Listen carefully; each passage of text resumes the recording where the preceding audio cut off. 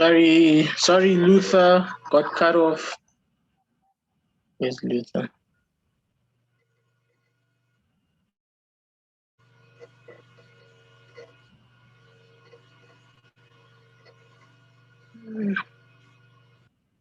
Just waiting for MK to join us.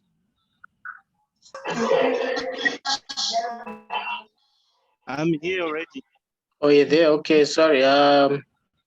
I'm looking for Tatenda.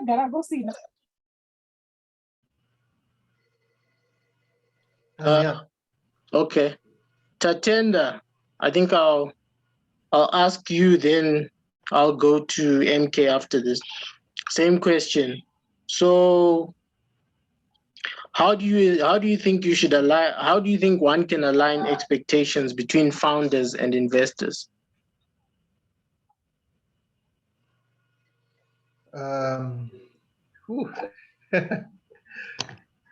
That's a difficult question. What do you mean?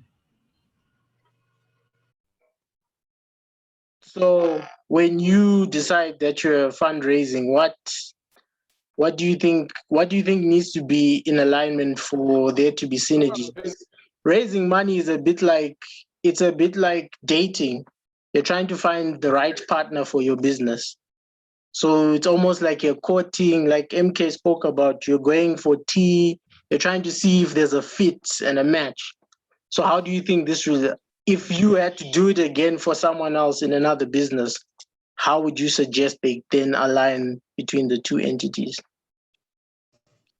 Okay, so you want to go for people who understand your market, who understand the type of business you have, because a lot of people, like I said, if you're going to like the older guys, some of them don't understand tech, right?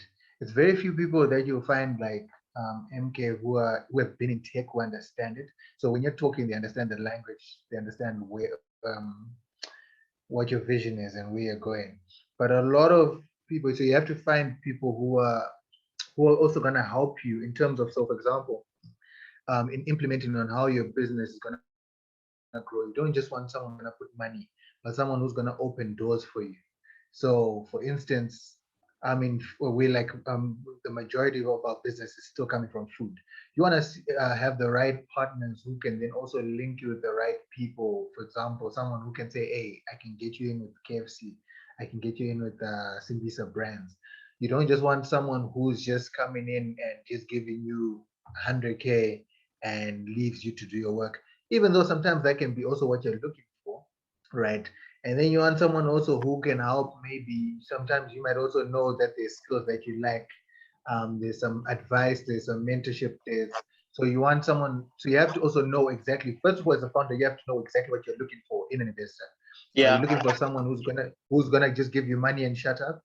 If that's the case, for the money. But if you're also looking for people who are gonna help you strategically, for example, someone like an MK has started a business and run a business and knows what it is to get into debt, knows what it is to take L's.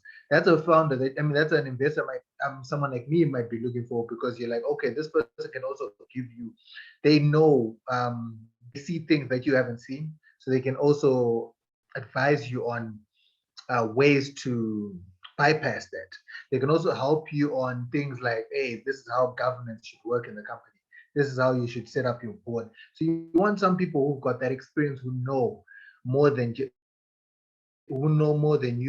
and they're gonna help you. They're gonna add value.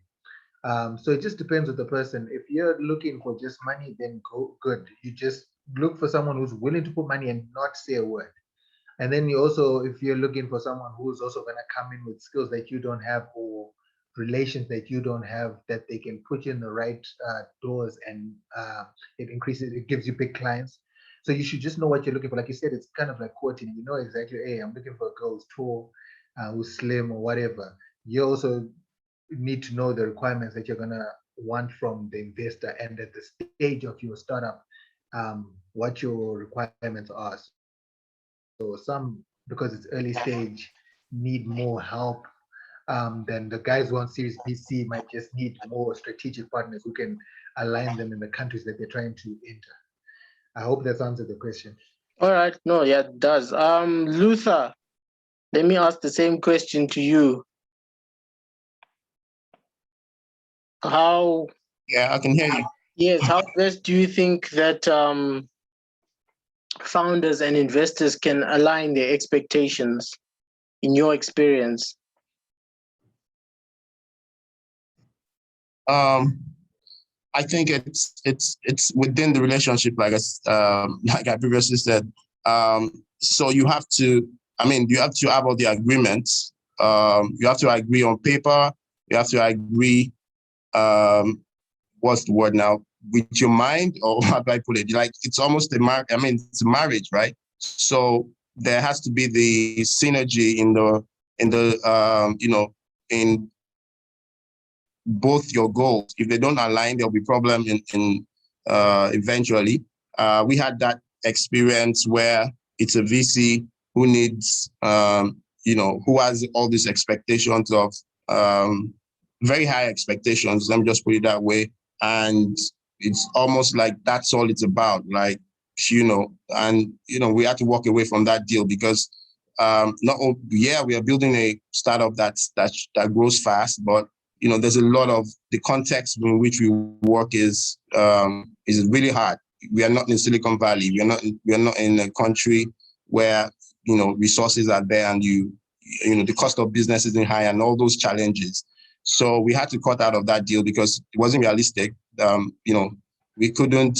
We just couldn't do that. So in the relationship, when you get the interest from investors, you have to at least be nitty-gritty about your expectations and see if they agree to it.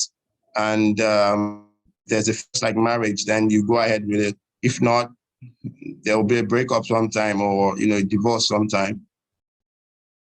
Okay. I hope that answers. Yeah, no, that answers. MK, would you like to also speak about expectations? What are the expectations? Luther also brought up something very important. There's a lot of investors are looking towards Silicon Valley type of growth. So that's also an expectation that needs to be met. But MK, how do you think investors and funders can align expectations? Indeed, I think what the other colleagues have said really is definitely the issue of the relationship. One thing maybe I can just add is investors are human beings. It's not like when you have got money or you have people's money to invest, you become a superhuman or something like that way. So studies have shown what they call investor psychological profiles. So one of the profiles is an aggressive investor who wants results now and is hard charging and is impatient. So that kind of investor is aggressive and is not patient, wants money quickly. Then we have another one called the flexible investor. He's not aggressive or defensive, but is very pragmatic and open-minded and adaptive. So he's someone who can actually be more open-minded than the aggressive one. Then there's a defensive investor. He's very cautious and timid, and risk frightens him and security reassures him. So if you've got that kind of person, these are kind of conservative investors who wants specific investments the way there's less risk. Most cases, you might have a property investor who knows that once I invest in property, nothing will happen. My house will be there. Don't talk back at me. Nothing will happen. Then you've got a nervous investor who's very jumpy and might be aggressive or pragmatic or cautious. So also he has got his own interest if you look at that. Then finally, we have the trader, someone who's a transaction and wants to trade. So that person is looking for short-term gains and wants quick, in and out. So you need to understand has to be very quick-witted and is an intelligent guy and wants quick money. So you actually, as an entrepreneur, you need to really look and align from ecological profile to say, are we gelling? Are we walking this journey together? We are looking at exiting after 3 years. This investor, is he looking at that? Because some of the investors, maybe this is their only money. They will need this money to pay school fees for the children. You need to understand if they can lose that money or not. So you need to really profile them in that manner. So I think that's what I can add. But what other colleagues have said, I think it really is what I also have seen. Okay, let me ask you probably a final question, and then we'll open it up to the floor. If you've got questions, start thinking of your questions. MK, so what are the typical deal terms that you look for when you want to invest? Just to give people an idea. I've already mentioned my criteria for investment in terms of the different attributes. Obviously, at the end of the day, I want to scale the operation so that we can have a 10x valuation, meaning that if I put in an amount, that amount must grow 10 times or even more. And it must be something that we can replicate in other markets easily. So this is what I'm looking for. And also a team that is all in, and a team that can continue, especially on the product side, coming up with innovative ideas, especially if it is technology is changing. For instance, you are starting to build a platform and you are looking at the local market. And then suddenly now you need a CTO who understands about microservices and things like that. So it means I'm looking for a team that can really build a strong tech and a platform that can scale even in different markets. But at the end of the day, I want to make money out of it. But I also like to spend time. I want to invest in people that I like, because if I'm going to continue meeting them and talking to them, I must feel, like it is time worth my while, instead of like going there and I find someone with an attitude. The next minute, we're having relationship issues. I would not invest in a person like that. Okay, thank you, MK. Let me open it to the floor. Do we have any questions for the panel? Hello, Bezo? Is that All right, Simba. Just a quick one from Kululi. Yes, okay. yeah, just a quick one from Kululi. So I just wanted to inquire, what's the average amount of the checks that you usually write when you're investing in startups?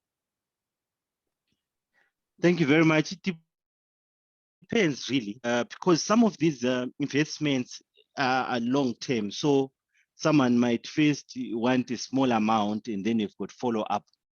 The largest that I've invested in a partnership, I've put in $100,000 of my own money.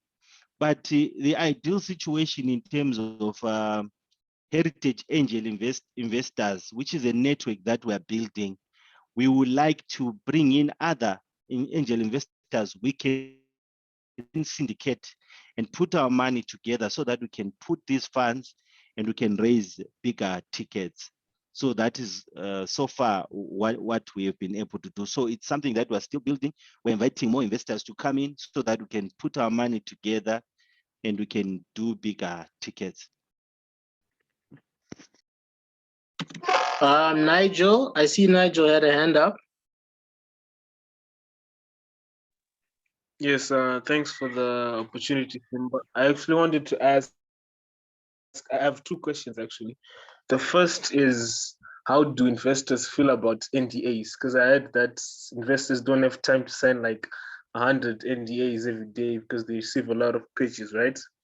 And then the second question is the corporate structure, isn't the legal structure, because personally I want to incorporate in Delaware, right, for international reasons like growth.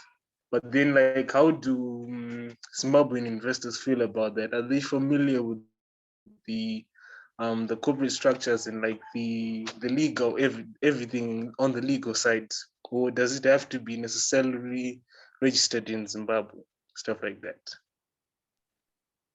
Okay, I will take the first question. The issue of NDAs, certainly, personally, I was mentioning, most of the things that people are coming up with, they've already been created.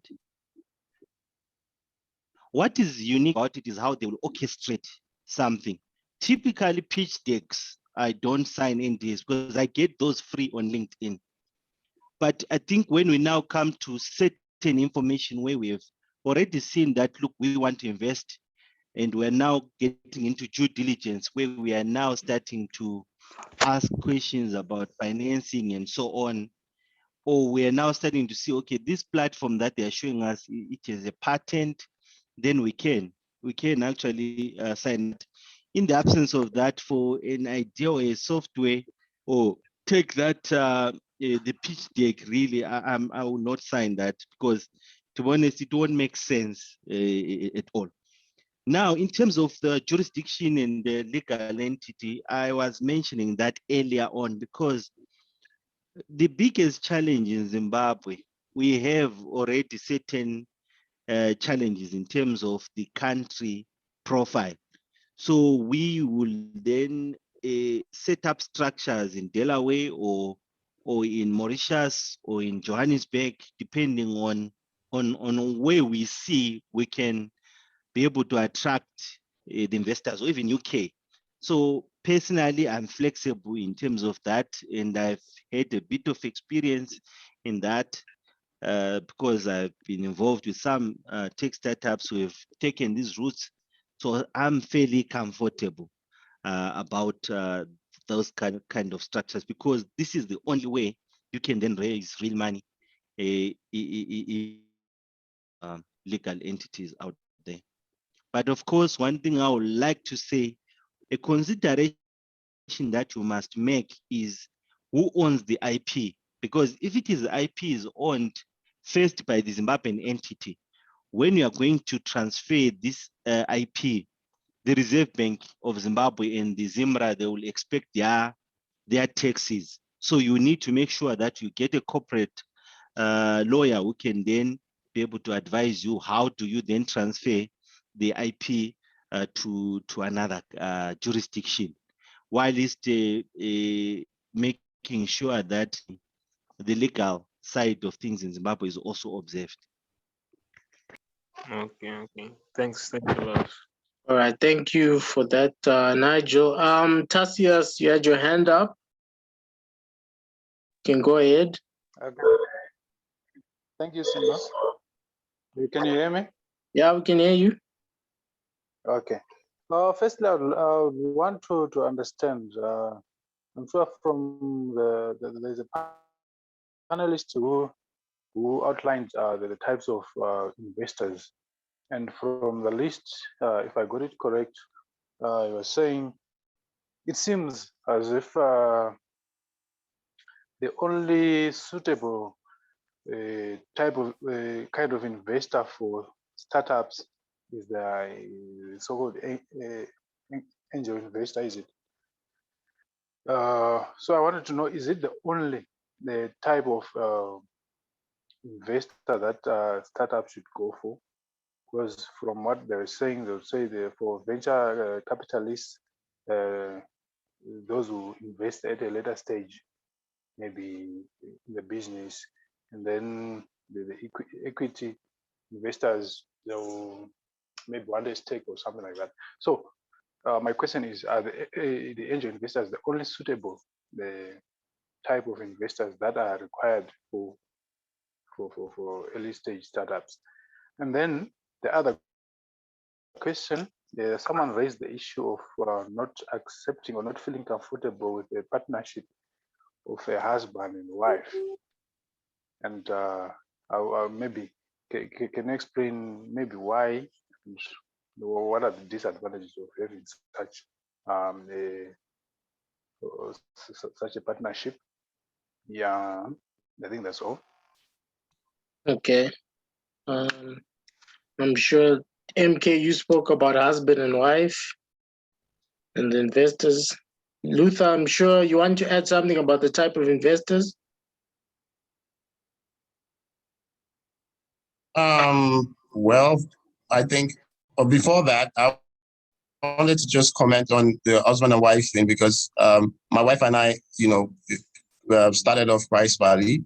So I would love to hear the answer around, why the investor wouldn't like to invest in a husband and wife thing.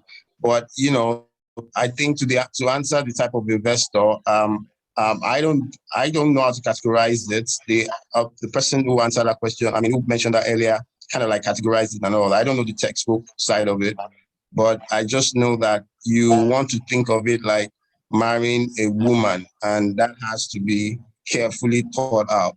You have to be deliberate about the conversations you have with the investor, and that has to be, you have to, in your mind, you have to be able to, in your mind and in your wholly, you have to be able to think of it like this is going to work. You shouldn't have any hidden, once you have that kind of relationship, I guess it's still the same answer like I mentioned earlier. Thank you. Okay, my take is in terms of the type of investor, you can get any investor, any type of investor. However, at any stage, most cases you are not able to meet certain requirements for VCs in some businesses. Normally, VCs are using pension funds money or other people's money, and they have to meet a minimum return on investment threshold. And they will also have certain exit clauses. Like for instance, the NASA will then say, okay, if you set up a VC, okay, there is 1 billion Zimbabwean dollars. We want this money back after 3 years. What you need to do is make sure that it gives us a return of 10% every month. So if you are at early stage or pre-money, you will not be able to meet those metrics. You are going to get a lot of pressure in order to meet the requirements. So it is important for you to match your specific requirements and the angel investors' requirements, understanding the stage that you are in. Otherwise, you are going to be very stressed. Because if, let's say, you're going to start making money after 5 years and you want someone who's long-term, able to invest in your business, then you need to make sure that you get the right person. So I do not think it's hard and fast to say, if you get a VC, by all means, like for instance, if you've got a property investment, certain VCs will be very attracted to that. But certain early stage startup projects, they are very risky in nature. Personally, in terms of husband and wife, it is a personal preference. Why? Because for me, when I look at a family structure, when you go into an early stage investment, it is a very risky proposition. A family must continue being able to provide day-to-day needs. In most cases, before pre-money investment, unless you've got savings from somewhere, you will then now struggle to take care of the basic needs of the family, and that will cause a lot of friction in the marriage. And that will definitely cause a friction in the startup, meaning that at the end of the day, it is better that the other party might get a full-time job in order to make sure that there is some semblance of stability while you are bringing your business into post-money. Because if you are with them and you have put all in, what will the children eat? How are you going to pay rent? Yeah. So those are the considerations. I don't want to put strain in people's marriages. Unless, let's say, these are retired people that are now, if there are things, then that's something else. Okay, let's get. That makes sense. Just a comment. Okay, Luther, you agree? Yeah, in that regard, yeah, it makes sense because the conditions you painted in the terms of it's a family, right? There has to be some other sorts of livelihood before the business actually takes off and stuff. So it makes a lot of sense in that regard. Okay. Cassie, you have a question. Please go ahead. Cassie? Hi, good evening. Hi, Cassie. Hello, can you hear me? Can hear you. Awesome. Awesome. All right. So I actually have two questions. Right. The first one is, I think it was you, Simba, who spoke. You spoke of how when you're looking for investors, you don't want to rush into it. You want to take your time and not be desperate. And you spoke of a good rate. What is a good rate to you when someone comes with money and they say, I want to invest in your business? What would you consider a good rate? Okay. I think that was Luther. Luther, was that you or Tatenda? I'm not sure, but yeah, I could just add what I think. All right. Okay. Just add for us. All right, should I go forward and ask the second question, then they answer it once, or I wait? Oh, yeah, just ask both questions. Then. All right, and then, yeah, and then the second question was, I don't know who said this, but it was an issue of how serious investors would want to see probably your financials audited, right? And I'm looking at a scenario where you're a small startup, you've basically just started, and this audit firms charge an arm and a leg and a whole house. So are they like small auditors that exist, that are there, that startups can use? Or how do you go about it when you really want to attract big investors, or not big rather, but maybe serious ones, because maybe you're not going for the VCs, you're going for the angel ones, but they want serious people, and you want something audited. Who do you go to for that? So that's my. All right. Sorry, can I answer this? Because that was me, Luther, just to answer this. Perfect. Okay. Go for it. Yeah. So, for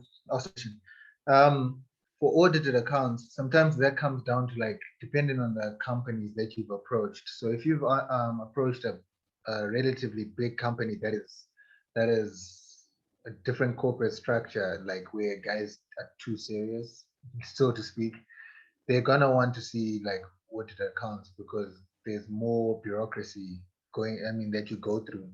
So not all of them, but I encountered two companies that asked that. And yeah, there's different accounting firms. Obviously, you'd want to go for the big five, but for a startup, the budget would be low. So you'd rather just go for good accountants who are chartered accountants, and then at least they can just do it for you, and that should be enough. And then on the first question, wait, what was the first question again? Just a reminder, because I know it was the first question was, what is a good rate? Like, what is a rate that if an investor says, okay, I want this part of your equity, you're like, okay, I'm cool with this. This is something I can work with. This is fair enough. Okay. What's a good rate? Oh yeah, so you also have to look at it and say, okay, how big do you want your company to be? And for me personally, I see us going into quite a few countries, and you have to know, okay, for that, you're going to have a big burn rate at some point. You're going to be wanting quite a bit of money. And if you see from other startups like worldwide, they've had 4 or 5 rounds of fundraising. And you don't want to get to the point where you get to, so for example, it starts with seed. You can some go pre-seed and then seed and then series A, B, C, and so forth. So just say you also have to consider, okay, at seed, I don't want to lose more than 30%, because come now series A, maybe if you've grown a lot and scaled enough to justify the monies that you'll be asking at series A, you don't want to also now lose more equity that by the time you get to series C, as a founder, like what MK had alluded to earlier, you also want to exit rich. So if you're now left with 4% of your company, it doesn't help because you've been giving away too much earlier on. So you want to also make sure each time you're giving away what you're happy with, and knowing that the money that you're getting is actually going to achieve the goals that you have for your startup, so that by the time you're asking for more money, you're not losing a lot of equity. And that's the case here in Africa. If you follow a lot of these Silicon Valley, and that's what I'm now starting to see in Nigeria now happening, where a lot of these Silicon Valley companies by the time they exit, the founders will still have about 30 to 40% if it's two of them. Now here in Africa, if you now go trying to follow that pathway, you might find yourself left with 10, 15%.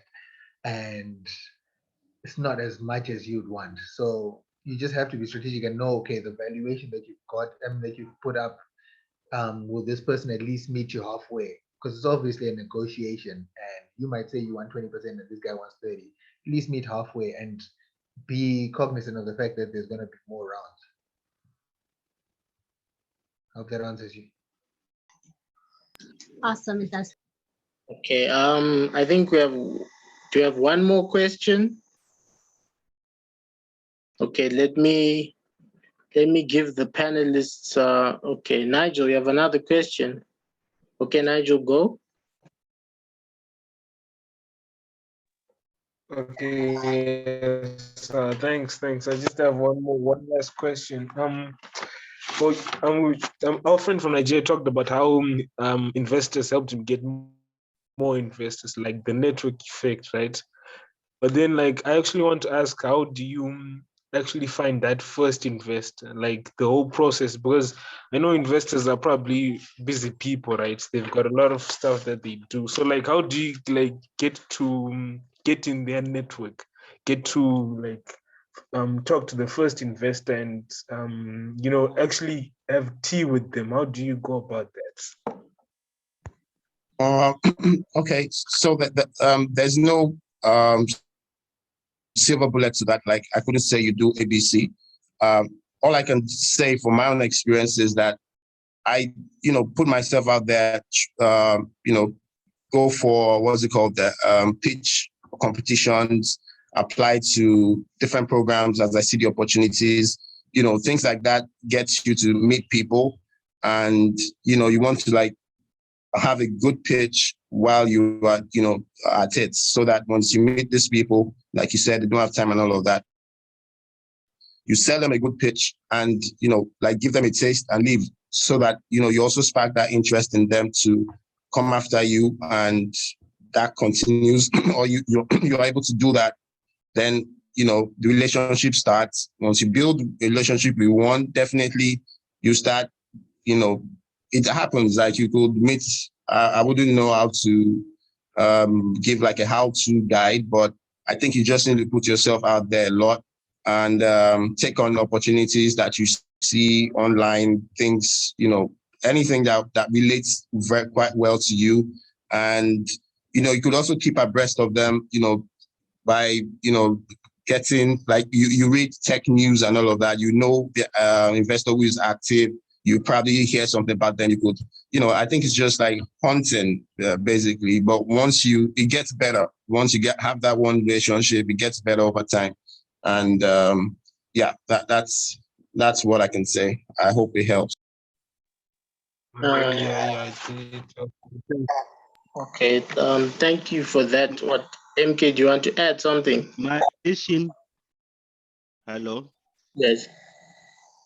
Do you want to My add? suggestion is, if you have a mentor, or you get a couple of mentors and advisors who could have a network.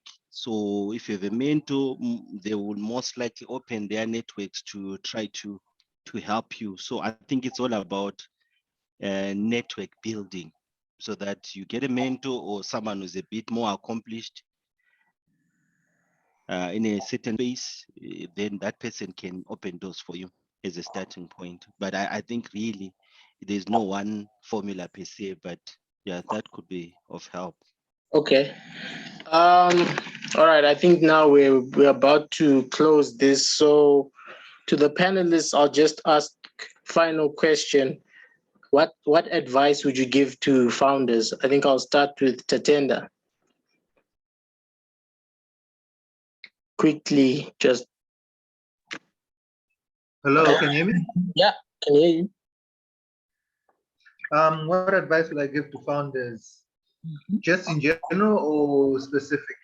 Just in general, and as they're looking to raise money, what advice would you give them in the most pertinent advice in 30 seconds? If they said, I'm raising money, what advice would you give me? Okay. The advice I'll give you is be patient. Know your value, know your worth, right? Be flexible, obviously. Don't be so hard on what you think you're worth at that moment, because at some point and in the early stages you might not be as valuable as you think you are.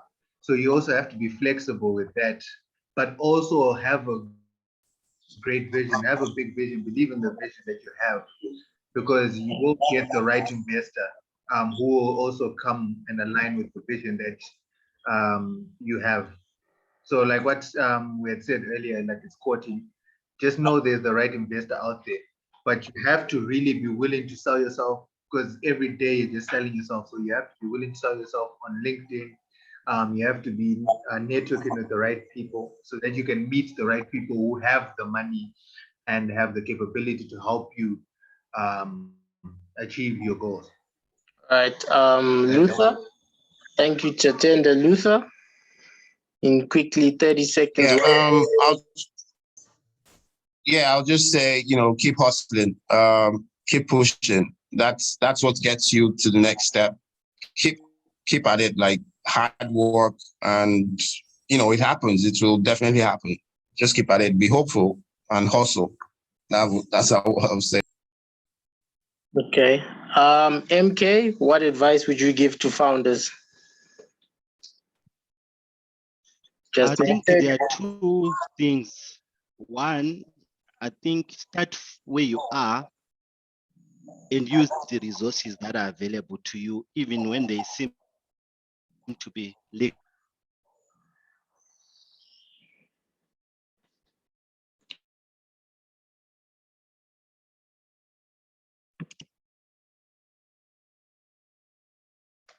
Personal business in one. The best way to get money is from a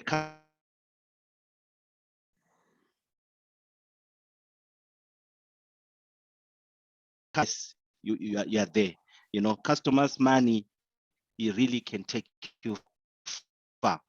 Another thing, you need to be a person who is open to criticism and advice. I mean, positive criticism and advice to say, look, don't you think this, open yourself up to people. Some founders always say, oh, my idea will be stolen. I would say if that was the case, we'll not have Oracle, we'll not soft today. Okay. Thank you, MK. At this moment, I'd just like to thank all the panelists for joining us today. We've received some good insights.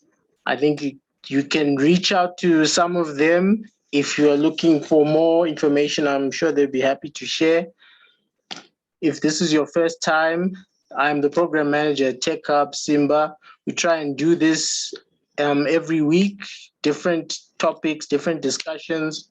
Next week, Wednesday, we have a pitch deck from 6:30 on Zoom. I've put the email for Tech Hub so you can inquire. We thank you for joining us. Thank you to all the panelists. And I sincerely hope that you learned something that you can take forward as you build your business, and enjoy the rest of your evening. Thank you to everyone. And if you want to get in touch. Thank you for inviting me. Good evening, everyone.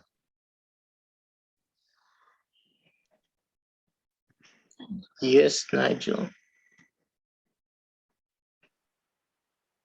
Oh no, sir. I was actually clapping hands. I was saying thanks. Okay. So yes. if you want to reach out to some of the panelists, you can email the email in the chat and I'll connect you with them.